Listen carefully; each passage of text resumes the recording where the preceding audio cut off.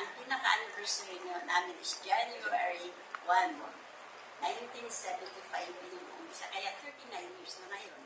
Nagkakilala kami through his cousins. Kasi yung cousin niya, si Dory, best friend ko talaga sa school. At isa pa, lagi niya ako nakikita sa school.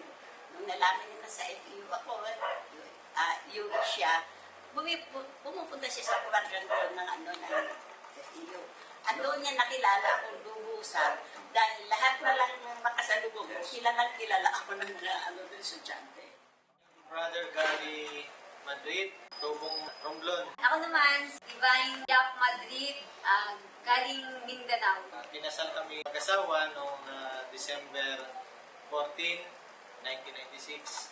Bali 19 years na kaming married. Actually, ang wife ko, nakita ko ito nung same na pinagtatrabuhan namin sa Makati, sa Pasong Tamo, Ionics Circuit Incorporated. Doon nag-umpisa ang aming pagmamahalan at doon ko siya nakilala. Magandang hapon. Ako po ang inyong kapatid, Brother Pio Evangelista. Hi, Sister Mirna Evangelista. Kami ay kinasal noong May 20, 1989. So, all in all, 25 years na kaming married. We met sa church. Actually, galing ako sa overnight prayer. Nakasabay ko yung Bible study coordinator at in-invite niya ako sa Bible study na ginaganap sa bahay nila. Doon kami nag-meet sa gawain sa bahay nila.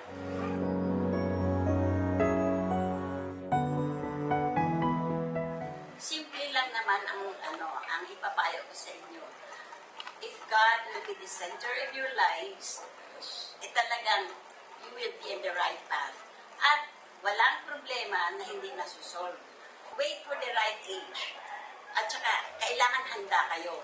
Dahil hindi ito basta na lang nasusubo ka, yung kanin na isusubo at iluluwa mo. Spiritually, talagang handa kayo. Tapos materially, na dapat nakapag-aral kayo. Kahit man lang, hindi yung ibig sabihin na tapos ka nakakasya o whatever. Pero yung something na mabuhay mo naman na kaya mo buhay ng asawa mo o kaya yung mga anak mo kung mayroon. Huwag magmadali. Dahil nakakapaghintay naman ang pag-aasawa eh. Nasa pag-uusap yan. Kung maganda, perfect na. Hindi ganon. Dapat, i-aalihin mo rin yung kanyang ugali, mamats ba kayo, kakasundo ba kayo o hindi, kung paano susolve yung problema. Ang daming mga poging na actor and actress, nawawala, kakatuwalay. Pagdating ng araw, dumating yung problema, hindi nila masolve. Ano yung nangyayari? Hindi, wala sila. Hindi dapat yun. May papayo ko lang sa mga kabataan na gustong maghanap ng partner nila, pag-pray nila yan sa Panginoon. Dahil kagaya ko rin, pinag-pray ko rin babaeng mamahalin ko at pinagkaloob niya rin ito sa kanya. Dahil pag dinanit ko sa kanya, sigurado, may kasiguraduhan yung magiging buhay mag-asawa niya. Pangalawa, maging responsible person din ang bawat isa. Dahil ang pag-aasawa, hindi naman niya minamadali.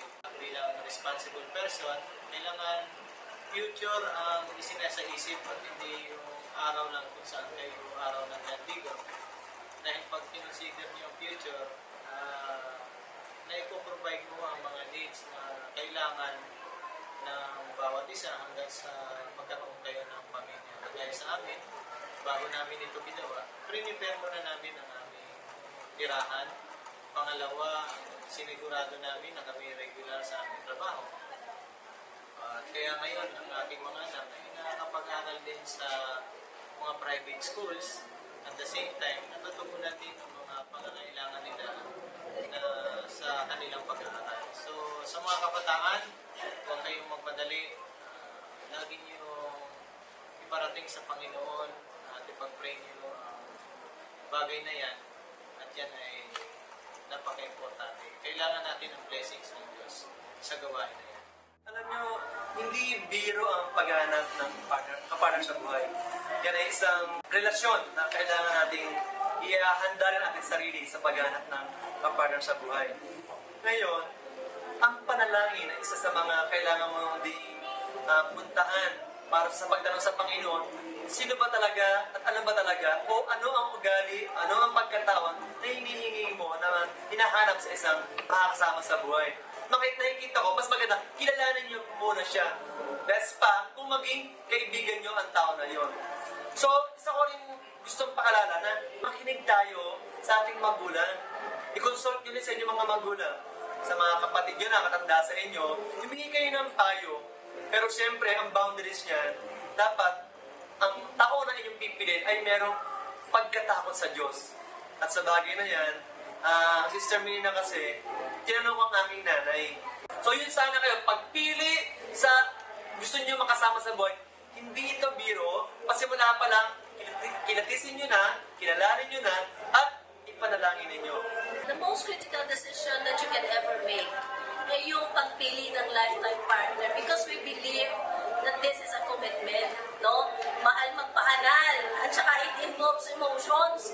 Kaya pagka nagkamali ka ng desisyon mo, talagang make or break ka sa desisyon na yan. Kaya, you set your standards. Sa mga babae, wag lang yung kung sino lang yung dumating. Ako, talagang sinet ko yung standard ko. Unbeliever pa lang tayo, may standard na tayo. Matalino, responsible, may magandang trabaho. Ako, ayoko na may bisyo.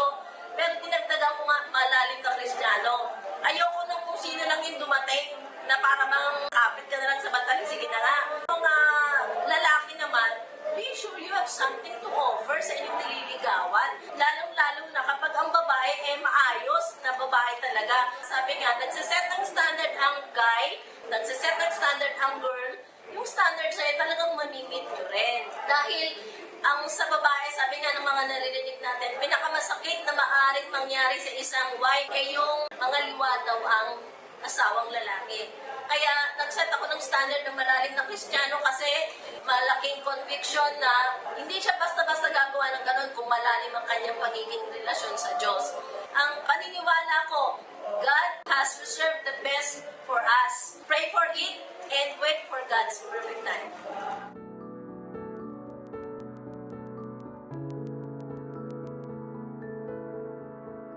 Ako si Sister Debbie. At ako naman si Brother Bill. At ito ang kwento ng aming pag-ibig. Ako, si Sister Divine. At ako naman si Brother Gary. At ito Ito ang kwento ng aming pag-ibig. Ako po si Sister Mirna. At ako naman si Brother Pio. At ito ang Kwento ng aming pag-ibig.